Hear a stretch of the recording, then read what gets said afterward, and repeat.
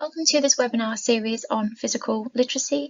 I'm Emma Mackenzie, Primary Education Development Manager and Physical Literacy Lead at the Youth Sport Trust. And I'm going to be taking you through a series of webinars, as we know, physical literacy being a really important part of your work programme, just ensuring that we continue to build consistent knowledge and understanding of the term, the concept, unpicking what the Consensus Statement for England really means, why it ultimately matters, and how to talk about it and translate it into considerations for practice within your everyday work through events and competitions, work directly with children and young people, and how you support your wider network and schools to understand the concept. To begin with, I want you to just take a moment to think about, what do you understand the term physical literacy to mean? We've had a lot of work within this space over the last number of years. It's not a new term, so you probably already come with some prior knowledge and understanding, but let's consider where we currently are in that understanding. So pause for a minute, maybe note anything down. What comes to mind when you think about physical literacy? May have come to mind, you may have noted down, could have been particularly focused on the physical aspect of physical literacy, so things like fundamental movement skills, ABCs, physical competency, physical skill development, obviously a real important part of physical literacy. You may have looked at the more holistic aspect of what physical literacy means, and previously we have adopted the International Physical Literacy Association definition on the screen there for you, which defines physical literacy as the motivation, confidence, physical competence, knowledge and understanding to value and take responsibility for engagement in physical activity for life. So very much considering not only the physical aspect, but also the affective and cognitive domains that sit within physical literacy. But we have to also acknowledge that the term can be complex, and there are misconceptions out there around it. So just to highlight a few of these for you, some people's view is that it is just for children or within the education sector, whereas it is absolutely a life course concept and applies to all of us.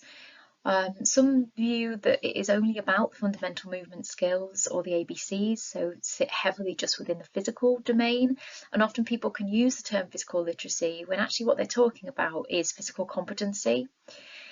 Some believe that it is delivered or taught. You see sometimes school examples of where there is a unit on physical literacy, whereas physical literacy is the lens that we would adopt across everything that we teach, across PE, extracurricular, and into community engagement. As a result, sometimes there's a view that it's achieved or it can be accomplished, and sometimes we'll hear the term becoming physically literate or illiterate, which is again not accurate because it's such a fluid concept based more on our relationship with movement.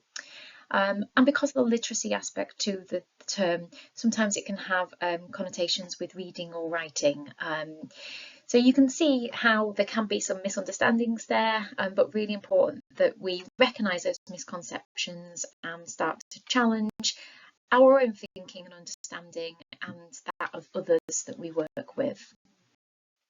So that's given us a chance to acknowledge where your knowledge and understanding may be at, where we've been within the sector, and some of the definitions that we've adopted previously.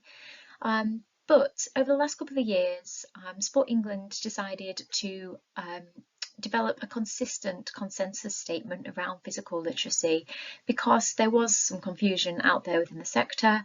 There are multiple definitions, and that the sense was if we could develop a shared understanding of what we mean by physical literacy, and actually we can hopefully move to consistency of practice and experience for young people in the world of work that we deliver on, but obviously for everybody in and through their movement and physical activity experiences. So the development work with the England Consensus Statement really was around ensuring inclusivity of the statement, accessibility for all, a real plain and simple language, and a statement that would stick and people would be able to relay, that people and organisations could really connect to it, and that it provided that much needed clarity around what we mean by physical literacy. And through an expert panel of sector stakeholders, organisations, academics, the following was developed as England's consensus statement for physical literacy, which was launched in September 2023. And this really defines physical literacy as our relationship with movement and physical activity throughout life. And if we delve into that importance of the relationship piece, ultimately physical literacy is the degree to which we have a positive and a meaningful relationship with movement and physical activity. It therefore recognises that it is complex and that it's an ever-changing relationship. And ultimately, this relationship can reflect our connection and our commitment to movement and physical activity, which can be influenced by many factors such as our thoughts, our feelings, our engagement, and our past experiences. So it really starts to take where some of the thinking and the purity of the concept is into that importance around relationship and how we need to consider the individual at the heart of that and what it means for their ongoing relationship now and into the future. So underneath the concept a little bit more and really break down that simple statement into ultimately its component parts. So if we start with the relationship piece, that's then represented by the blue triangle on the right hand side, which really considers for a personal relationship to be developed with movement physical activity, we have to consider three elements of enjoyment, meaning and value. And that meaning and value particularly getting deeper in terms of that connection with movement and ensuring in the work that we do with children and young people how we're ultimately fostering that and developing our young people's awareness of their relationship. For the movement and physical activity piece, this is around the experiences that we're giving. So this is where we look at that holistic development and think about not only the physical aspect of what we deliver, but also the affective and the cognitive. And you'll see the simplified language here. So moving much more to the simple language of move, think, feel and connect, and ensuring that all the opportunities that we offer through movement experiences for our young people definitely have that balance across each of those areas. And then the throughout life is very much around recognising that it's not a level playing field and that past experiences, circumstances, the places, the people, the spaces that we deliver the opportunities in absolutely play a contributing role to an individual's relationship throughout their life. So really considering how we're delivering what we are, but also some of the things that our young people are bringing in terms of past experiences or lack of past experiences that they have had. Alongside the consensus statement and the visual I've just shared, there are guiding principles which really just unpick each of the elements around understanding what we really mean by physical literacy, why it ultimately matters, how we support that physical literacy journey, how our experiences affect our physical literacy, and the all important aspect about it being very uniquely personal. So in any of the messaging, the training that we're doing, or the considerations for our practice, we would very much look to these guiding principles to sit alongside that consensus statement to really drive that genuine knowledge and understanding.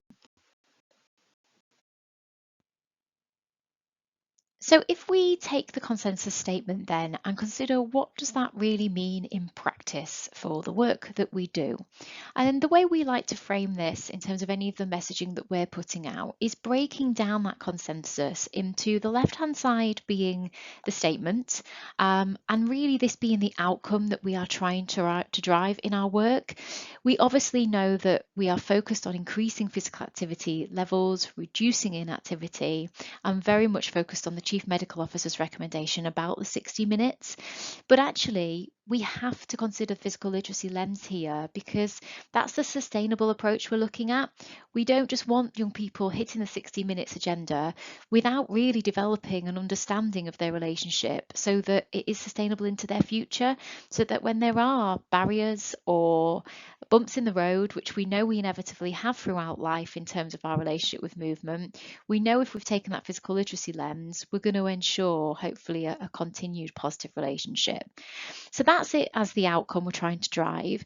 But the right-hand side of the consensus statement is ultimately physical literacy as the concept and the framework by which we are trying to work.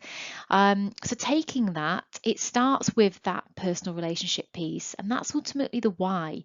And it's getting underneath understanding young people's enjoyment, value, and meaning within physical activity, sport, and movement, but also outside of it as well. What do they find enjoyment, meaning, and value in that we can bring into the context of what we offer through our sports and our events and our festivals and our participation opportunities?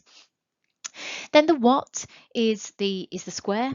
So here being, yes, that importance on the movement piece, but how we are ensuring that any opportunities we provide do consider that whole child perspective and give a focus on how our young people are able to connect in and through our opportunities, how they're able to feel, and how they're able to think. So that's thinking about everything we do and how we structure that. And then the how is this throughout life piece, and how we need to consider the opportunities that we're given. So if it was in school, this is almost like the pedagogy that we would adopt and our teachers would adopt, but it's how we think about the people, the places, the spaces that we provide our opportunities for movement for our young people, and how that feeds into the past experiences or their circumstances, so that ultimately they can have a positive experience with us, but also recognises the journey that they've been on to date as well, and how some of those experiences may not have played into a more positive space. And then with all of these elements, this is where the interplay happens between youth voice, positive experiences, and tackling inequalities. They are intrinsic parts of your work, but they don't sit in isolation.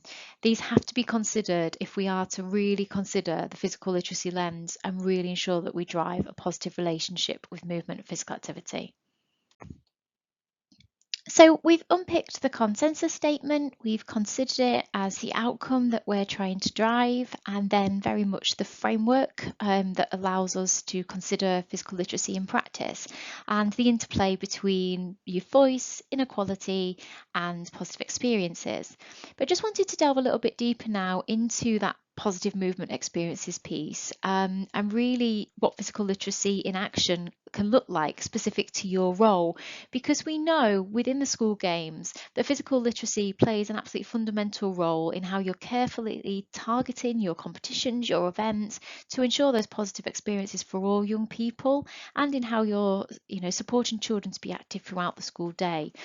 So unpicking this a little bit then, and looking at how we need to start to layer in the elements of the consensus statement. They've purposely been broken down and separated so we can understand what each looks like. But in reality, within the action of this, they're going to interlay, they're going to overlay each other.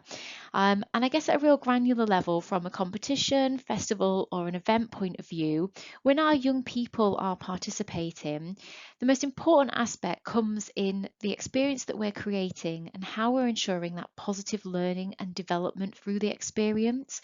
So how are we ensuring that our experience centres on the movement opportunities our young people are getting, but also how we are supporting them to connect, to feel, and to think through that experience. And also giving them an opportunity to reflect on that and understand that experience so that it feeds into that positive connection and relationship that they're developing.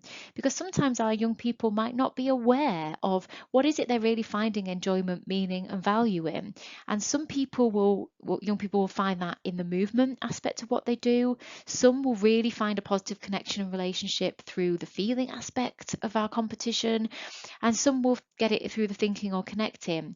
So we're giving them those opportunities, those positive learning and development opportunities. We're encouraging them to understand why that is positive for them and for them to reflect on that, to really drive that connection and that relationship. And you can see how these sort of feed back into each other. And I guess layered around all of that, the circle is the structure around everything, because it's about those positive influences that happen during and beyond the experience. So how are we carefully considering the places that we run our events and our competitions, the spaces that we utilise, the people that we have, from the coaches, from the adults, from the young leaders, or the peer-to-peer support that we give, really factoring in all of those considerations and focusing on how that can create a positive movement experience for our young people. And I guess being realistic here, that for all young people that we are impacting on, we are never going to get that absolute end of the positive movement experience continuum. We're never going to get it bang on for absolutely every young person. But our intention and our aim is to make sure that on that spectrum, we are on the right side of the positive experiences. So making sure that we have that diversity of offer, we have that breadth of what we're offering and how we structure it, so that ultimately all young people can be on that positive end of the movement experience. And just to give another example here of how we work with schools to increase physical activity levels throughout the school day, Personal Challenge Board is an example that was given from an SGO that I connected with recently. Basically, these were purchased for all Key Stage 1, Key Stage 2 pupils to have in their classroom, so that a physical personal challenge was given every week for the children to take part in. They would record their success over 1 minute, and then they'd aim to beat sort of their own personal best. So they were solely competing against themselves. And I was asked to consider how much of a physical activity lens this had on it and how much of a physical literacy lens it had on it. And actually the physical activity element is really obvious here. It is getting children more active. They are looking to achieve against their own best. So it is positively reframing it for them. But actually, if we put it through the physical literacy lens in terms of how that experience is making them move, think, feel, and connect, how much is it developing a relationship with movement and physical activity in terms of their enjoyment, meaning, and value attached to it?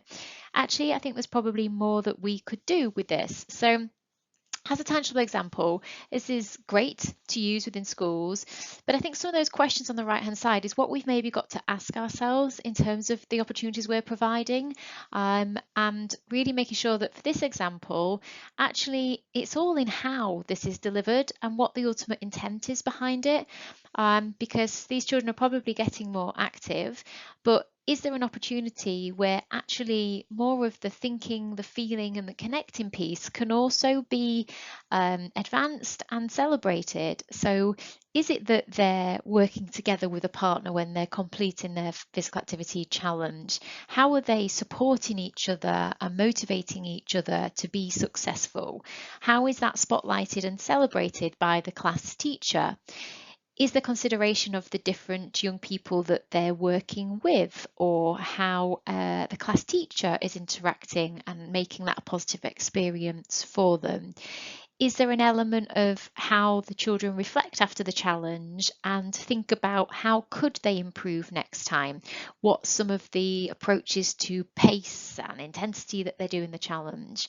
So taking it back through the consensus structure and the framework, trying to think about everything we're doing through the triangle, the square, and the circle, to really elevate that physical literacy focus to some of the things that we're maybe doing that are more dominant solely just within the physical activity space. So hopefully those questions are useful prompts to work through and consider in some of the great work you'll already be doing, how we can elevate more the physical literacy piece. With everything to do with physical literacy, it is about continued learning. We all continue to learn, to gain examples of what is working in practice. So in terms of next steps, we would recommend that you access the resources from the physical literacy resource page. There's some resources there, and there's some links to some further resources that are within the sector. Familiarise yourself with the elements of physical literacy within the consensus statements. We started to unpick some of those today, but think about what does that really mean for you in practice with the young people that you work with. Then really think about those aligned approaches. So across youth voice, tackling inequalities and positive experiences, and really be led by the insights that that's showing you to carve out an offer that is right for your young people. And ultimately, have a go. Be empowered to make changes. It doesn't matter if you get things wrong. It is about learning and trying things differently, and then hopefully feeding in some of the successes that you have. And within your role, obviously, you impact directly on young people through the competitions, events, festivals, and the work that you do directly in schools. But also, you are part of creating wider ripples and educating and advocating across the different networks that you operate within. So, really, it's around as you evolve your thinking and your knowledge and understanding around physical literacy, we would really hope that you start to share that knowledge and understanding. So, as we have got that consistency of experience to our young people. So, this really begins with internally within maybe the school or the organisation that you're based, looking at everybody understanding physical literacy, then out within the school networks that you work within, the stakeholders, and any wider sector partners that you engage with, really driving that knowledge and understanding out in the networks to hopefully then impact on the school leaders that you engage with, the teachers, the coaches, sport leaders and families, and then ultimately will impact on young people. So the way that we are driving this across Youth Sport Trust, and what we would hope for you to do the same, is the framework on the right hand side. Whenever we talk about physical literacy, really we get personal with it before we get professional. So that's really igniting an understanding in people around ultimately, yes, what it is, but why it matters. So it's about that connection and getting people to identify with their own relationship with movement and physical activity, so then they can better understand what it means in their personal responsibility and the difference that they make with young people. Then it's about uniting. What can we do differently but together? So this is ultimately the what and the different changes that we're making. And this is where just have a go, try new things, collaborate, work in partnership to really look at that physical literacy lens to everything you're doing. And finally, we want to drive excitement. So how do we build that momentum and create those wider ripples? And this is where, as we start to see some of the change and the difference in approaches, how can we elevate some of those examples of impact and create more advocates within your networks? So do think about that framework. We are going to touch on that more in webinar 2 when we think about your role as an advocate, but just wanted to close with that at the end of this webinar, just for you to be thinking. Thank you so much for joining us.